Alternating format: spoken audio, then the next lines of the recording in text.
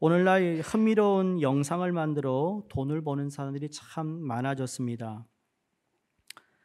필름 학교를 다닌 적도 없고 연출을 배운 적도 없고 영상 편집을 공부한 적도 없는 사람들인데도 불구하고 핸드폰 하나 들고 영상 만들고 개인 컴퓨터로 편집해서 오늘 유튜버들이 참 많습니다. 유튜브로 돈을 버는 사람들이 많아져서 그런지 젊은 세대들이 너도 나도 유튜버가 되겠다고 합니다. 일찍 공부 안 하고 유튜버가 되겠다는 아이들이 많다니까요. 지금 우리 교회에서 자라는 어린아이들은 더 심할 겁니다. 내가 굳이 왜 학교 가? 이렇게 돈을 벌 수 있는 기회가 있는데 말이죠. 우리 부목사님 아들이 주중에 지난주가 아마 학교가 없는 날이라서 우리 부목사님이 데리고 이제 오전에 교회에 와 있었어요. 저쪽 방에 있는데 누가 왔나 들여다보니까 그 아이들이 와 있어요. 근데 이 조그만한 아동 아이패드를 앞에 두고 뭔가 손짓하고 하고 있어요. 그래서 뭐 하냐 그랬더니 동영상 찍는데요. 무슨 동영상이더니 이거 올릴 거라는 거예요. 근데 아빠 허락을 받아야 되는데 그러면 누가 보니 그랬더니 I don't know. 어디서 본 건 있어가지고 말이죠. 근데 그 영향이 또 어떤 아이가 있어요. 우리 교회 누구 아들이라 그러면 다 알 텐데 그 아이가 자기가 공을 던져서 저 병에 공이 쏙 들어가는 찬스가 몇 번일까 해가지고 몇 시간 동안 공을 던진대요. 그래가지고 딱 들어가는 순간이 있지 않겠어요? 10,000번을 던져가지고 딱 들어가는 그걸 편집해서 자기가 이거 공 넣었다고 하는 그게 또 유행이라고 그래서 하여간 별의별 유행이 많아요. 근데 유튜버가 되겠다라는 것은 다른 게 아니라 거기에 뭐가 있죠? 돈. 아이들도 돈을 아는 거예요, 돈. 여러분 유튜버가 얼마나 버는지 혹시 아시나요? 구글하면 대략 나오는데 구독자 100만 명이 있는 사람이 가만히 앉아서 9만 불 번대요. 9만 불. 여러분 100만 명이 구독해야 된다니까요. 여러분 페이스북, 인스타그램 친구 몇이세요? 겨우 몇백 명 가지고는 돈이 안 돼요. 일전도 안 들어와요. 근데 100만 명이 돼야 한 1억 정도는 번다는 얘기예요. 그러니까 여러분이 즐겨보시는 유튜브 있잖아요. 그 운영인이 딱 나와서 처음에 뭐라 그러죠? 좋아요 눌러달라고 그러고 구독해 주세요. 왜 그런지 아세요? 그 100만 명이 되고 싶어서 100만 명이 있어야 뭔가 좀 되니까 말이죠. 그러니까 유튜버 이 창작인도 종류가 천차만별이라는 것을 알 수 있습니다. 그 중에 여러 채널 가운데 관심을 갖는 채널이 뭐냐면 먹방입니다. 먹방. 먹는 것을 찍는 사람들이 있죠.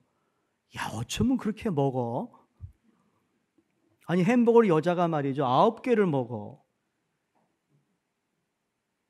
아니 여러분 햄버거 9개 먹는 사람 있어요 여기? 짜장면 한 그릇을 말이에요 2입에 먹어버려요. 근데 이 여자분이 아주 작아요. 소소한데도 그 배는 대단한 거예요.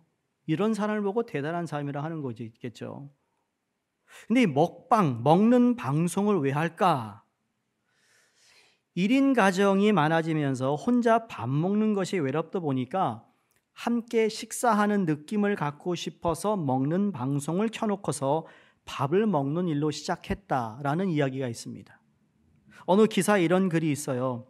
한국인들이 이처럼 먹방에 열광하는 이유는 무엇일까? 라는 질문에 원래 우리나라 사람들은 전통적으로 밥을 같이 먹으면서 정을 나눴다라는 거예요. 근데 현대 바쁜 일상생활 때문에 가족들과 함께 식사하는 경우가 점점 적어지면서 먹방을 신청하면서 이제는 외로움을 달래고 대리 만족을 느끼기 위함이라는 거예요. 자기가 밥을 먹는 거 누군가가 보고 있다는 걸 통해 내가 혼자가 아니라는 걸 느낀다는 거죠.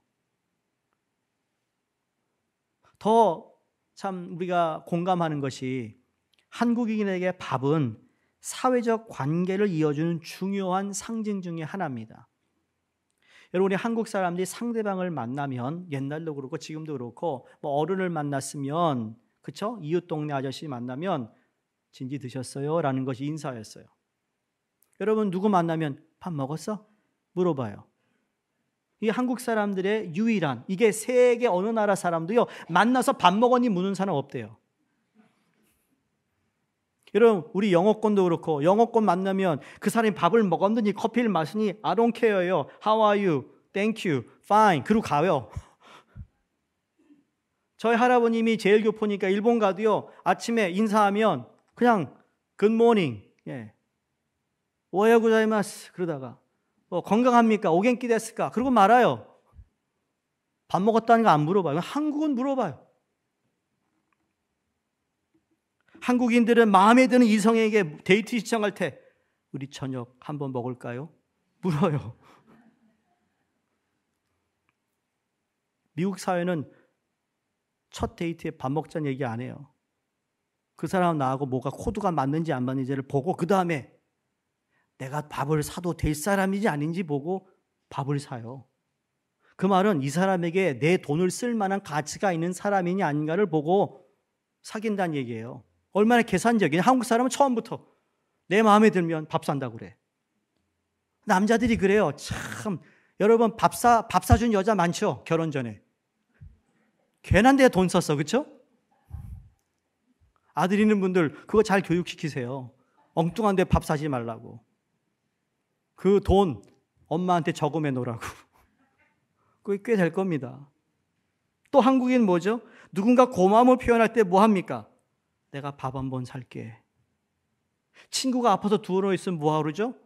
밥 사가지고 가든지 아니면 꼭 챙겨 먹어. 잘 먹어. 이 밥을 통해 한국인들은 상대방에 대한 관심과 사랑을 표현한다는 겁니다. 그런데 어느 전문가의 말에 이 사회가 변하면서 누군가와 머리를 맞대고 밥을 먹는 시간이 점점 들어가는데 이 대가족에서 핵가족으로 이제는 1인 가구의 증가로 과거에 비해 이 가구 구성원 수가 줄었다라는 겁니다. 핵가족이 아닌 1인 가구가 많아졌다. 하지만 밥을 함께 먹으며 충족했던 욕구들이 사라진 것은 아니다라고 말합니다. 여전히 우리 안에는 누군가와 함께 밥을 먹을 수 있는 사람에 대한 어떤 기대감을 가지고 살아간다. 심리학자 이장조 씨가 쓴 책에 최근길 인문학 수업이라는 게 있습니다. 거기에 관계라는 것에 그분이 이런 말을 합니다. 무언가를 먹는 행위가 몸이 필요로 하는 영양소를 섭취하기 위해서만 일어나는 것은 아니다라고 말합니다. 우리가 밥을 먹을 때 단지 내가 이 밥 먹으면 내게 힘이 주니까 에너지를 주니까 밥을 먹는 게 아니라 그 이상의 일을 한다는 거예요. 그게 밥을 먹는 거. 그리고 그것 때문에 외로워서 과식하는 사람들도 많다라는 거예요. 그래서 먹방의 인기는 현대인의 정서적 허기, 즉 외로움으로 표현될 수 있다고 합니다. 그러니까 먹방에 등장하는 음식의 양은 시청자들이 느끼는 외로움에 비례해 증가한다고 설명합니다. 근데 먹방만 있는 게 아니에요, 여러분. 유튜브에 뭐든지 아세요? 뭐 솔직히 이게 계속 켜놓는 그 공방도 있고 공방은 공부하는 방송이래요. 내가 공부하는 것을 계속 켜놓고는요 얼굴은 안 비춰줘요. 근데 공부하는 건 보여줘요. 그러면서 내가 혼자 공부하는 게 아니다. 너무 마음 아픈 것 같아. 정말 그렇게 그렇게 공부해야 될까? 여러분 어떻게 공부하셨어요? 여러분 공부하던 시대와 오늘 공부하던 시대가 너무 달라졌어요. 그냥 여러분이 공부하는 시대와 여러분 자녀가 공부하는 시대는 더욱 달라질 거예요. 근데 여기에 공통점은 뭔가 딱 한 단어예요. 외로움, 고독이라는 겁니다. 이민 사회에서 운영하는 많은 상담소가 있습니다. 과거에 비해서 많아졌습니다. 그만큼 상담을 요청하는 사람들이 과거에 비해 많아졌다는 이야기예요. 근데 이 상담소에서 발표한 내용을 보면 그 어떤 문제를 가지고 상담 요청을 해왔는가라고 상담 내용을 분리해보고 정리해보았더니 가장 많은 상담 요청 1위, 순위 1위가 뭔지 아십니까? 고독과 외로움이었다라는 겁니다.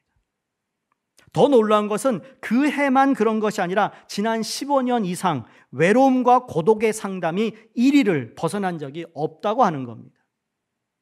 이건 우리의 현실이에요. 한국이나 미국이나 특히 이민와 사는 우리 이민자들에게 모두에게는 어딘가 모르게 허전하고 외로움이 우리에게 다 있다라는 것을 보여주는 팩트예요.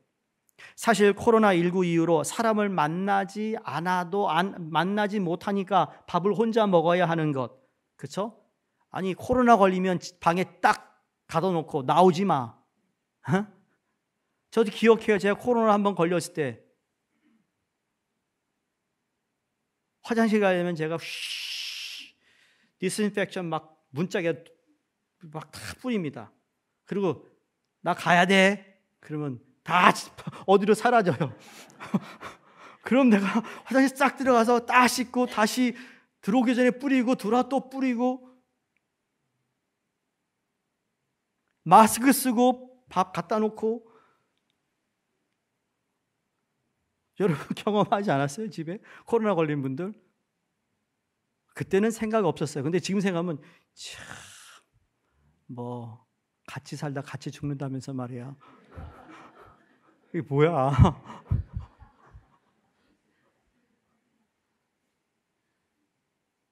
사람들과 접촉 없이도 필요한 물건, 생필품을 구할 수 있는 시대가 되었어요. 어느 교회 집사님 그러시더라고요. 한 몇 달 전에 그래요. 목사님, 코로나 시기 때요. 우리 집에 가면 매일 아마존 박스가 와 있대. 아마존 박스가 하루도 건너뛴 적이 없대. 뭘 그렇게 사는지 모르겠대. 그러면서 나는 안 사요. 자녀가 있는 집은 그렇게 코로나를 살았고 지금도 아마존이 괜히 1등 되는 게 아니에요. 돈 버는 게 그냥 버는 게 아니죠. 이런 사회적 현상에 관심을 갖게 된 이유가 있어요. 제가 왜 이런 말씀을 드리는가 하면 이러한 사회적인 변화 가운데 주님이 세우신 이 땅의 교회를 생각하지 않을 수가 없다라는 거예요. 성도님들, 교회는 무엇입니까? 교회를 어떻게 정리해야 합니까? 교회는 아주 쉽게 하나님의 가족 공동체라고 우리는 알고 있습니다. 그렇죠?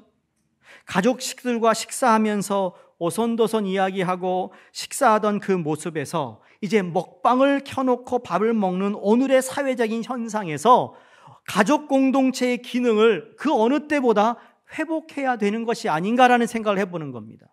세상은 그렇게 간다 할지라도 여러분, 예수 그리스도가 세우신 교회만큼은 여전히 가족 공동체의 모습이 무엇인지를 더 어느 때보다 당당하게 확신 있게 보여주어야 된다는 것이에요.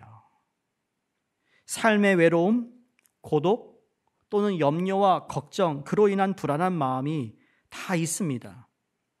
6일 동안 여러분 이민자의 삶이 6일 동안 일하면서 직장에서 생업터에서 열심히 살고 때로는 고단하고 때로는 말 한마디 없이도 하루를 보내는 그러한 순간들이 있잖아요, 여러분. 특별히 다른 말 안 해요. 밥 먹었어? 먹었어. 오늘 괜찮았어? 괜찮았어. 잘 자. 먼저 잘게. 그게 하루에 말 다 할 수도 있어요. 그 이민자의 삶이라고요. 안 그래요? 애가 있으니까, 꼬마가 있으니까 걔 때문에 말을 하지, 걔 없어봐요. 말 안 하지. 여러분, 대부분의 가정이 자녀 때문에 부부가 대화하는 것이 많지, 그 자녀가 없으면 대화합니까? 거의 안 해요. 안 하잖아요, 여러분. 그게 정말 주님께서 우리에게 허락하신 가족 공동체의 모습이냐고요? 아니라고요. 성경은 그렇게 말하고 있잖아요. 그럼에도 불구하고 하나님이 우리에게 주신 가족 공동체에 관한 재점검, 다시 조명을 받아 정말 가족 공동체로서의 기쁨을 맛볼 수 있는 가정, 그리고 교회가 되어야 될 줄로 믿습니다. 사람은 태어나면서부터 부모의 무조건적인 사랑을 받고 태어납니다. 이번에도 어느 집사님이 이제 할머니가 되셨는데 벌써 사진. 저 한 달 갈 겁니다. 이제 100일 돼 보세요. 100일 사진. 돌 사진. 걸어 보세요. 걸어 다닌다. 뛴다. 하여간 그냥 잘 들어주세요. 그러한 아이가 태어나면 정말 모든 사랑을 이 아이가요 다 받습니다. 할아버지, 할머니, 양가, 또 부모, 저 친척, 외가 다 사랑을 받는데, 여러분 이 아이가 사랑을 받는 것 당연하다고 생각해요. 그 사랑을 먹고 자라는데, 어느 순간 이 아이가 자라면서 사회와 가까워지면 가까워질수록 이 사회는 나를 조건 없이 사랑하지 않는구나라는 마음을 가져요. 내가 뭔가 성취를 하고, 내가 뭔가 잘하고, 내가 무언가를 좀 다른 사람 특별히 잘하면 그때 인정을 받고, 그때 사랑을 받고, 내가 귀하다라는 것을 그때 알게 돼요. 그러니까 내가 무조건적인 사랑을 받았다는 것을 시작했는데, 사회생활을 하면서 계속 뭘 느끼죠? 불안한 거예요. 불안한 거예요. 심한 사람은 내가 높은 자리에 올라가면 나를 사랑하겠지, 내가 물질을 많이 누리고 살면 사랑하겠지 합니다. 근데 그렇던가요? 맞아요. 그러면 사랑받을 수 있고 인정받지만, 그럼 그것이 없을 때는 어떡합니까? 그게 두려운 거예요. 근데 이야기는 제 얘기가 아니라 복음서에 나오는 삭개오의 이야기잖아요. 사랑받기 위해, 인정받기 위해 얼마나 열심히 살았습니까? 지위도 있었습니다. 그리고 그 동네에서 가장 부자였습니다. 그런데 사람들이 자기를 사랑하지 않는 것 때문에 늘 외로웠어요. 고독했어요. 그런데 어느 날 예수님이 자기 동네에 오신다는 이야기를 듣고는 그 예수님을 보고 싶은데 볼 수가 없어서 겨우 나무에 올라가서 예수님 오신 걸 보았는데, 그 예수님이 터벅터벅 걸어오시면서 자기가 올라간 뽕나무 밑에 딱 올라오시더니 위를 바라보시고, 오늘 내가 너희 집에서 묵을 거야. 가자. 외롭고 고독한 삶을 살았던 삭개오를 회복시켜 주세요. 그리고 하나님의 공동체 한 인원이 되게 하셨습니다. 근데 그 반대도 있습니다. 나는 사랑을 받고 싶어서 높은 지위에 올라가고 싶은데 올라갈 실력이 없는 거예요. 물질도 많이 모으고 싶은데 그렇게 쉽지 않은 것을 자각하는 과정에서 생기는 것이 불안함이라는 거죠. 이게 마음이 아픈 거예요. 그렇기 때문에 제가 무슨 말씀을 드리고 싶은가 하면, 교회가 하나님의 공동체인데 이 사회, 이 세상은 그 사람의 지위 또는 유무에 따라 사랑을 줄까 말까 고민하는 냉정한 삶을 살아간다면, 교회는 어떠해야겠느냐? 교회는요, 그 사람이 어떤 위치에 있고 어떤 지위에 있는 것과 상관없이 그 사람이 단지 하나님의 형상을 닮은 사람이고 하나님의 자녀가 되었다라는 사실 한 가지만 가지고, 그리스도의 십자가로 말미암아 구원받아 하나님의 자녀가 되었다는 그 한 가지 사실만 가지고도 서로 사랑하며 서로 사랑을 주고받는 공동체가 되었다라는 것, 이게 교회라는 거예요. 이 교회에 오는 모든 분들, 여러분의 학벌을 물어보지 않아요. 그렇죠? 등록할 때 학교 어디까지 나오셨어요? 그거 없어요. 안 물어봐요. 제가 한 번 그랬죠. 저희 교회 앞으로 장로님 된 분, 권사님 된 분, 아니면 우리 안수집사님 되는 분들, 그분들에게 이력서 가져오라는 법도 없고 경력서 써라는 것도 없어요. 난 도대체 우리 중직자분들이 어디까지 공부한지도 몰라요. 근데 내가 그걸 알아야 할 필요가 있냐요? 없어요. 교회는 그런 데가 아니거든요. 무슨 얘기로? 아니, 구약학 박사가 주일학교 가르치고 있는 게 교회예요. 아니, 주일학교 애들은 복 받았다니까요. 구약학 박사가 가르치는데 이거보다 더 좋은 교육자가 있어 나와보라고 그래. 정말 자랑 좀 하세요. 아니, EM도 말이죠. 대학원 나왔어. 대학원 또 나왔어. 소셜워커 콜롬비아 나와서. 그런 학벌 있는 사람들이 가르치고 있어요. 자랑 좀 하시라고. 그런데 아무리 세상에 좋은 학벌이 있고 그래도 교회 와서는요, 굳은 일도 하는 게 교회고요. 내가 우리 안수 집사님도 가끔 이렇게 참 열심히 하는 거 보면서, 집사님, 당신 사업의 사장인데 사장이 일주일 동안 이런 굳은 일을 안 하네. 교회만 오면이지? 하지? 그랬더니 그렇대.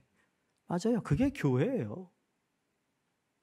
내가 사장인데 무슨 그런 일을 교회에서 시키냐고. 그다음 빵점. 교회를 너무 모르는구나. 지위, 유무에 따라 여러분 교회가 사람을 판단하지 않아요. 그래서 사도 야고보가 야고보서 2장 1절에 4절에 그런 비유를 얘기합니다.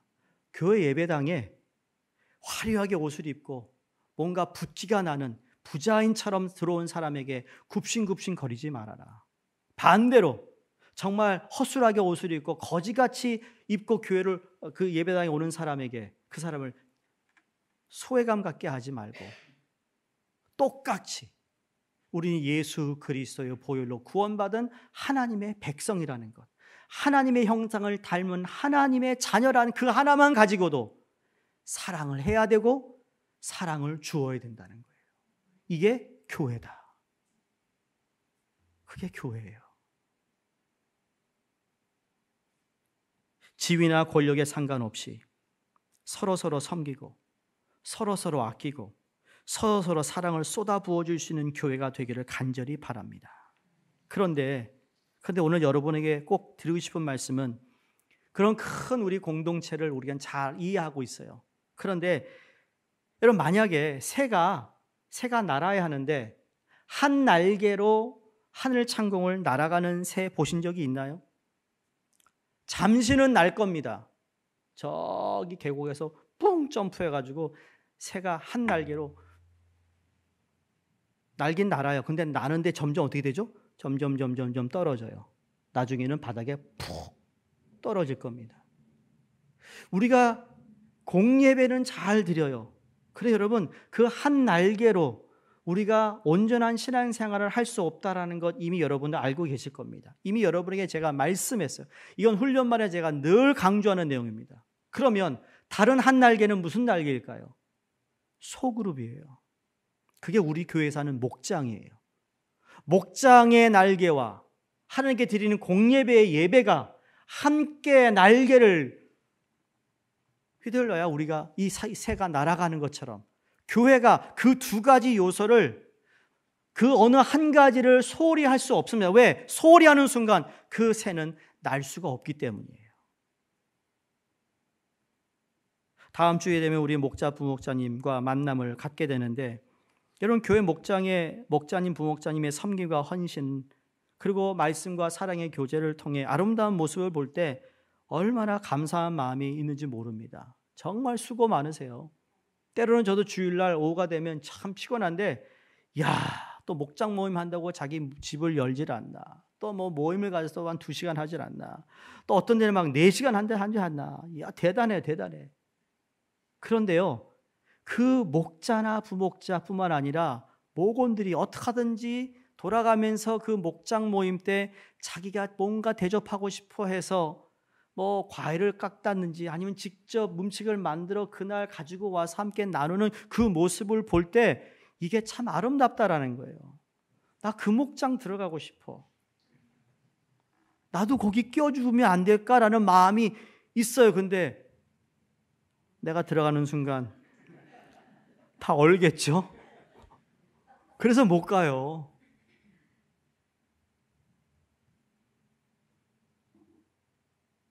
부러울 때가 있다니까요. 목장 보고서를 제가 보기도 하잖아요. 그러면 이런 내용들을 나눴구나. 기도 제목들을 읽으며 참 복받았다. 우리 부교육자도 그렇습니다. 그리고 우리 교회도 부교육자들이 정말 개인적인 사정이 아닐 것 빼고는 다 우리 교회에 다 아직도 남아 있습니다. 다 놀래요. 여러분 12년, 13년 같이 있는 경우는 거의 없습니다. 그렇게 있는 교회가 많지 않아요. 한번 물었습니다. MDB 졸업할 때 어디 다른 교회 가고 싶으면 얘기해. 걱정하지 마. 얘기하라고. 왜 안 해요? 왜 안 가고 싶어 했더니 여기가 좋아요. 거짓말하지 마. 괜찮아. 그게 지금까지 온 거예요. 전도사로 시작해서 목사 안수 받고 지금도 사역하고 있고 왜 그럴까 저도 생각해 봤어요. 그건 절대로 목사의 인격이 좋아서가 아니고요.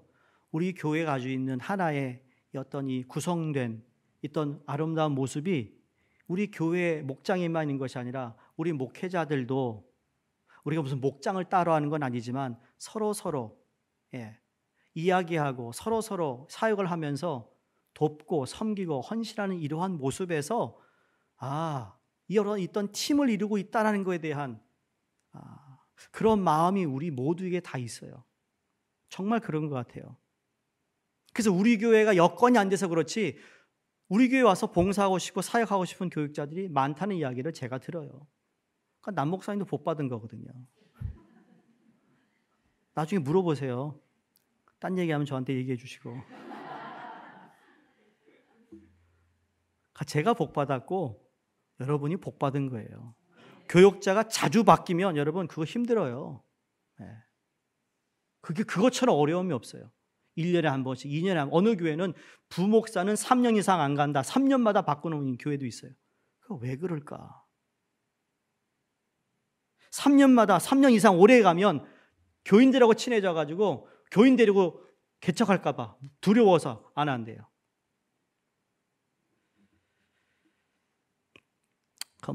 목회자 철학이니까 뭐라 할 수는 없겠지만, 근데 어찌되었든 이 교회라는 것, 우리가 공예배 드리는 예배 시간도 중요한데 우리의 목장에서의 모임, 이건 정말 값으로 우리가 매길 수 없는 귀한 모임이라는 것을 아마 경험하신 분들은 많을 겁니다.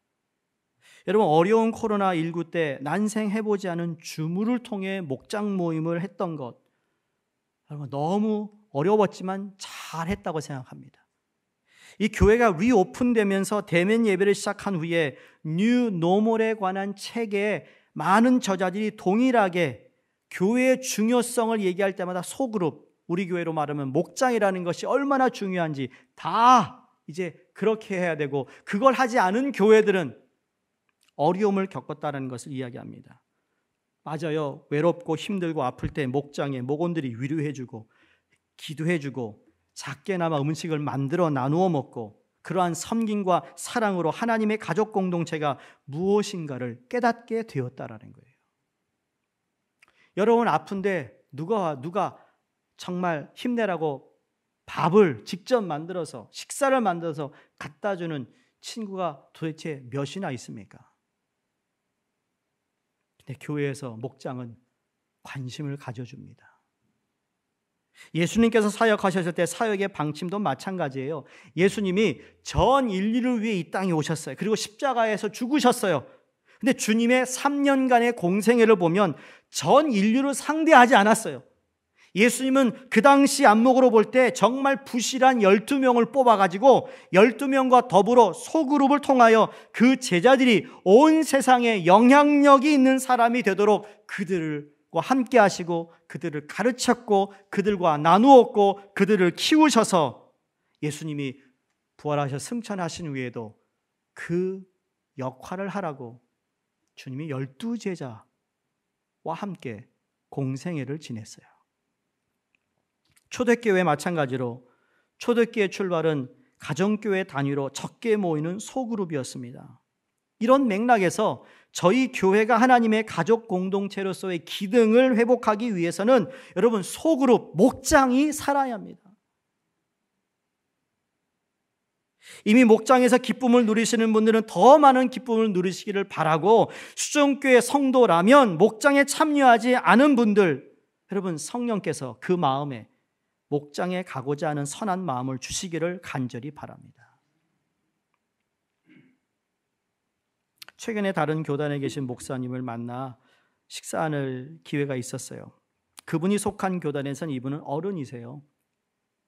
목회도 잘하시고 존경받는 분이신데, 그런 말씀을 하면서 교단도 다르고 저는 한참 나이도 미친데 저하고 함께 이야기하고 밥 먹는 걸 참 좋아하시는 것 같아요. 그럼 그 얘기를 또 하세요. 나는 허물 없이 밥 먹으며 이야기 나눌 친구가 있는 사람이 부럽다고. 그런데 내 나이에 친구 사귀는 것이 그렇게 어렵다고. 무슨 말일까요?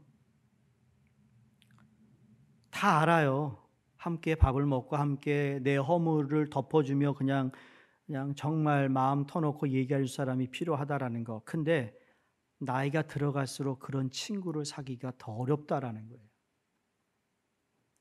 70 넘은 분, 성도님들 친구 몇이나 이렇게 있으세요, 주위에? 내 모습 이대로 받아줄 수 있는 친구가 몇이 있냐고요. 교회는 연령에 상관없이 내 모습 이대로 주님의 자녀가 된 사실 하나만 가지고도 우리는 서로 밥을 먹고 사랑하며 사랑을 부어주고 섬기고 격려하고 위로하고 기도해 줄 수 있는 것이 교회라는 것이에요. 그게 바로 목장이 되어야 된다는 겁니다. 그래서 제가 새해에는 목장에 모세회 리브가에 계신 분들 다 넣었어요. 가로로 해서 다 넣었어요. 그분들이 목장에 참여할 수도 있고 안 할 수도 있지만 그 의도는 그 목장이 그 어르신들을 잘 케어하라는 의미예요. 어디 식사하러 나갈 때 그분들 불러서 같이 식사도 하시고 그래서 그분들의 삶의 지혜도 듣고 그런 의미에서 다 편성할 거예요. 성도님들, 엘리야를 한번 생각해 보세요. 엄청난 영적 대결에 승리한 그 엘리야가 아합의 와이프인 그 이세벨 여왕이 저 엘리야를 죽여라 명령을 내려서 도망갑니다. 로뎀나무 밑에 털썩 주저앉아가지고는 하나님께 항의합니다. 날 죽여주세요. 날 좀 살려주세요. 아니 날 좀 데려가 주시면 좋겠습니다. 왜 날 살려가지고 이렇게 지금 나로 하여금 로뎀나무에 정말 기가 막힙니다. 영적 대결을 하고 난 후에 그 승리를 경험한 엘리야가 로뎀나무 밑에 가지고 하나님 앞에 나 데려가 달라고. 근데 그러고 난 후에 따뜻한 밥 한 상 차를 잘 차려주는 것. 그래가지고 그거 먹고 힘을 얻고 다시 갔다고 했지만 여러분 근데 그것이 포인트가 아니라 중요한 포인트는 하나님이 엘리야에게 뭐라고 하는지 아세요? 엘리야가 나 혼자 남았습니다. 나 혼자 남았어요. 그러니까 여기서 더 이상 내가 무슨 사역을 하거나 내가 뭘 하겠습니까? 내 이 나이에 내 이 경력을 보더라도 누가 날 따라오겠습니까? 할 사람 없습니다. 하나님 나 그냥 데려가세요. 그럼 좀 편할 텐데. 하나님이 엘리야에게 무슨 말하는 거야? 너 말고 7,000명이 있어. 너처럼 바알에게 머리 숙이지 않은 7,000명이 있다? 여기서 우리가 힌트를 얻어요. 우리가 그리스도인으로 살아가는 그 자체가 어렵고 힘든 거예요. 다시 말씀드립니다. 여러분, 우리가 기독교인, 그리스도인으로 살아가는 그 자체만으로도 어려워요. 갈등이 많아요. 안 그렇습니까? 내가 그리스도인으로 살아가는 자체가 만약에 힘들지 않다면 여러분, 다시 한번 그리스도인의 삶이 어떤 것인지 좀 재점검을 하셔야 됩니다. 세상과 타협하지 않아야 되니까 힘들고, 해야 할 거 하지 말아야 할 것이 있는 게 분명하니까 힘들 것이고, 그냥 힘든 게 아니에요. 그리고 이 세상이 크리스찬 믿는 사람을 가만히 두지 않아요, 이제는요.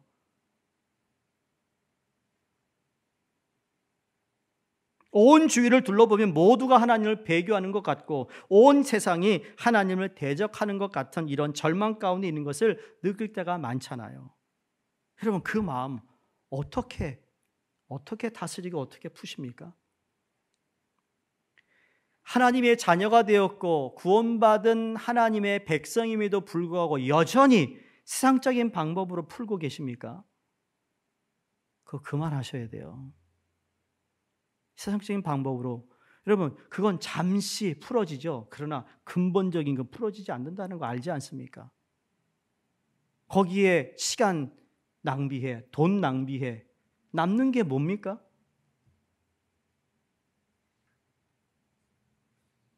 이제는 세상적 방법으로 마음을 푸는 것이 아니라 하나님의 방법으로 푸시기를 주의 이름으로 축원합니다. 목장에 참석해 보세요. 그곳에 가시면 하나님이 남겨둔 7,000명이 있습니다. 너만 외롭고 너만 고독한 게 아니단다. 너만 그것 때문에 갈등하는 것이 아니단다. 모든 하나님의 백성이 똑같은 일을 가지고 갈등하는데 그 갈등함의 해결을 하나님께 나와 하나님의 방법으로 그것을 해결하고 하려는 그 7,000명이 여러분의 목장에 있다라는 거예요. 내가 뭔가 자랑하고 싶고 내가 뭐 다른 사람을 영적으로 우월해서 내가 목장 가서 뭐 좋은 얘기하고 위로하고 그거 아니라 우리 모두는 다 연약한 존재이기에 그 7,000명을 볼 때 내가 위로받고 힘을 얻고 격려받고 기도함을 통하여 그 다음 단계로 다시 세상으로 나가 일할 수 있는 살아갈 수 있는 힘을 얻는 것이 목장이라는 거예요. 두세 사람이 내 이름을 모인 것에서 내가 너희와 함께 하겠다는 말씀 기억하시잖아요. 내가 너희와 함께 한다. 주님의 임재입니다. 근데 예수님을 만난 곳마다 능력이 있었어요. 그 능력이 성령을 통하여 치유도 하시고 회복도 하시고 깨닫게 하시고 뉘우치게 하시고 그 능력이 나타나요. 그렇게 우리가 회복되고 치유되고 내가 정말 위로받고 격려받고 난 그것이 전부가 아닙니다. 그건 1차라면 2차는 이제 목표를 향해 나가는 거예요. 어떤 목표죠? 내가 예수 그리스도의 제자로서 주님이 이 세상을 승리하셨듯이 우리에게도 동일한 승리를 허락하시는 주님의 이름으로 나아가는 2차의 놀라운 삶이 이어져야 된다는 것이에요. 그런 의미에서 사랑하는 성도님들, 목장에 가야 하는 이유는 우리 모두는 혼자 살아갈 수 없고 혼자 신앙생활할 수 없다라는 것. 두 번째 이유로 말씀드릴게요. 성숙을 위한 것입니다. 성숙을 위한 것. 목장의 목자나 부목자 그리고 목원들이 아무리 정성 들여 섬겨주어도 내 안에 있는 근본적인 외로움의 문제는 누가 섬겨준다고 해서 해결될 문제가 아니라는 겁니다. 어디까지는 나를 좀 공감해 주니까 마음이 풀어지지만 그러나 근본적인 그 문제를 해결해 줄 수 있는 사람은 아무도 없습니다. 이제 내 문제 또는 내 고독을 주님 안에서 해결하기 위하여 내가 더 성장해야 되겠다, 내가 더 성숙해져야겠다는 여러분 이 목표를 가지고 목장에 임하시기를 바랍니다. 여러분 충분히 위로받으셨잖아요. 충분히 기도받았잖아요.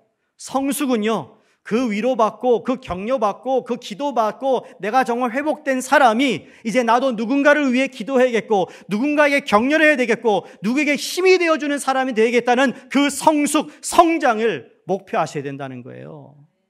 언제까지 여러분이 그런 말 듣고 위로받고 왜?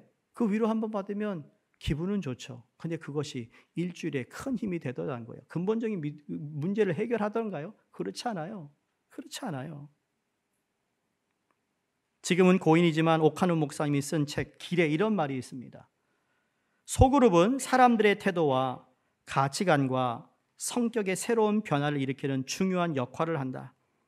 하나님의 자녀들이 소그룹에서 말씀을 중심으로 영적인 깊은 교제를 나누면 성령께서 그들을 치료하는 일을 하신다. 우리가 해야 할 일은 내가 마음을 열고 우리 목원들과 함께 대화를 나누며 내 사랑하는 마음으로 위로하는 마음으로 정말 주님의 마음으로 임하면 거기에서 회복과 치유와 모든 해결은 누가 하신다고요? 성령이 역사하심을 믿습니다. 목자가 해결해 주는 거 아니고요. 그 목장에 무슨 권사님이나 뭐 장로님이나 안수사님이 해결해 주는 거 아니에요. 그건 이 목사도 해결해 주지 못해. 그러나 그 안에 임재하고 계시는 하나님의 영이 우리의 담대함을 줍니다. 다시 일어나라 합니다. 다시 바라보라 합니다. 그게 목장의 아름다움이에요. 목장이라는 것은 인간, 우리 사람들이 알콩달콩 재미있게 잘 사는 것도 중요하지만 그곳에 성령님이 함께 하시는 공동체라는 겁니다. 여기서 내 마음 문을 열고 상대방도 그의 마음을 열어 그 교제 속에 성령의 역사가 나타나는 것. 그러므로 여러분 이렇게 말씀드리고 싶어요. 1차는 목장에 가는 거예요.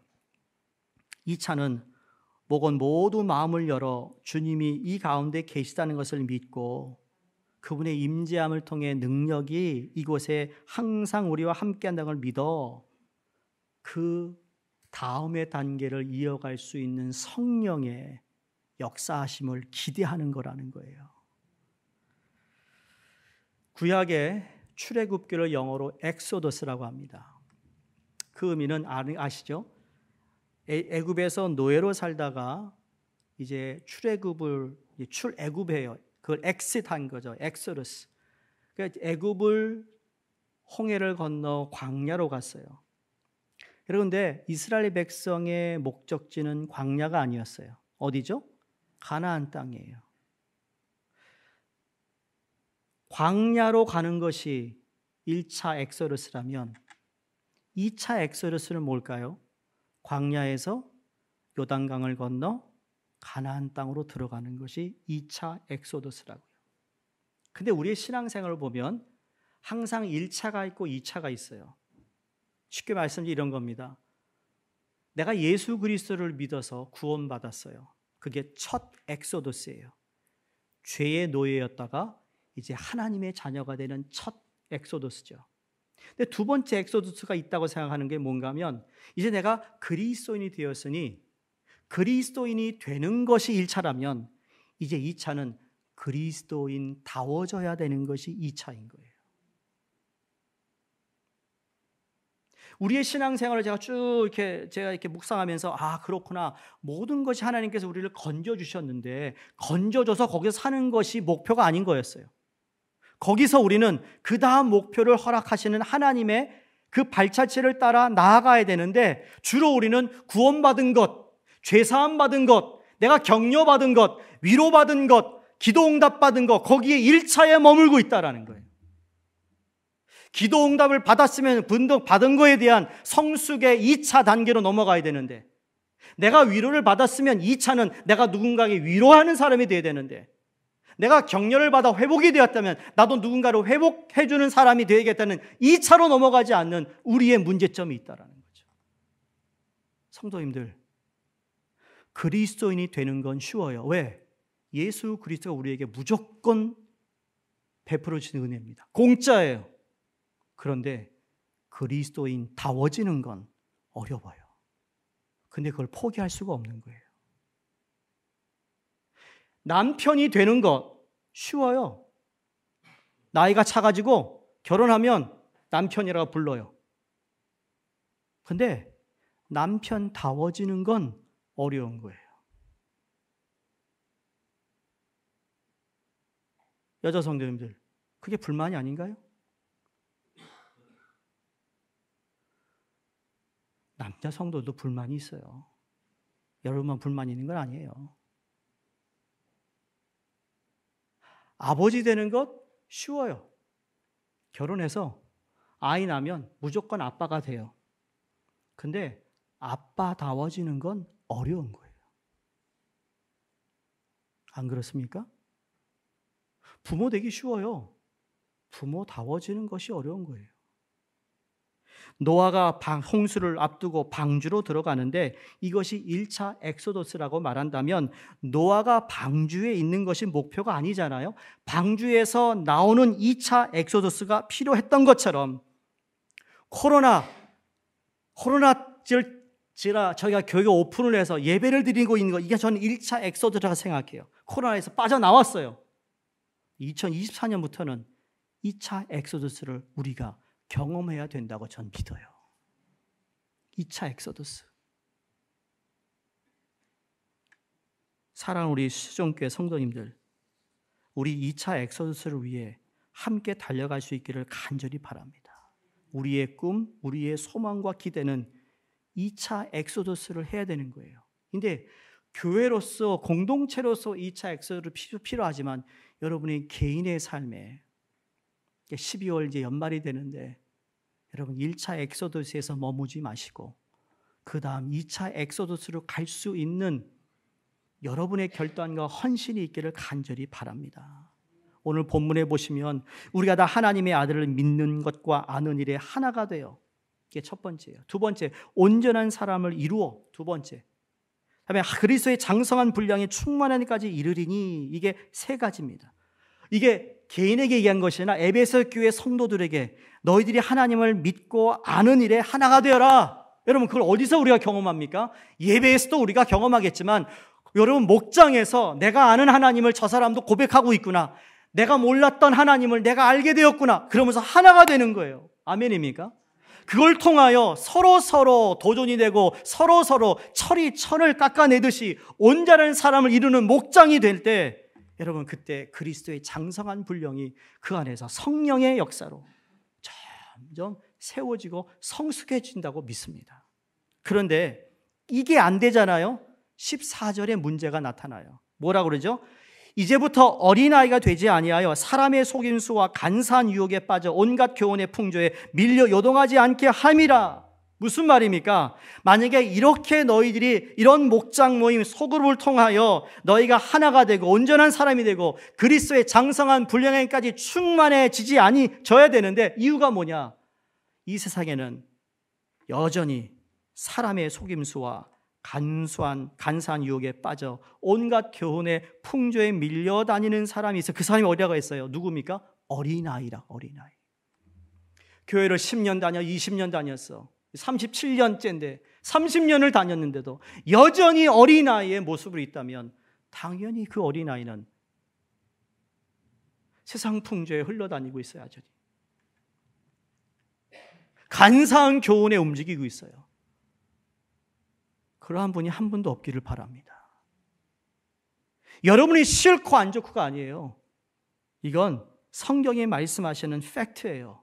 왜 아직까지 내가 신앙이 자라지 못할까? 왜 내가 아직까지 친구를 사귀어도 이렇게 두루두루 삼기지 못하고 그냥 픽할까? 여러분, 우리 편식하면 안 되는 것처럼 사람 사귀는 것도요, 편식하지 마세요. 우리 있는 교회, 목장에 주어진 모든 성도 다 사랑하셔야 돼요. 다 품어야 돼요. 도전하고 도전받고 격려하고 힘이 돼요. 한 날개로 날아가는 교회가 아니라 두 날개로 날아가는 건강한 공동체가 되기를 주의 이름으로 축원합니다. 이 목장 모임에 좀 더 관심과 여러분의 삶을 나누는 2차 엑소더스가 앞으로 이루어지기를 주의 이름으로 축원드립니다. 기도하겠습니다.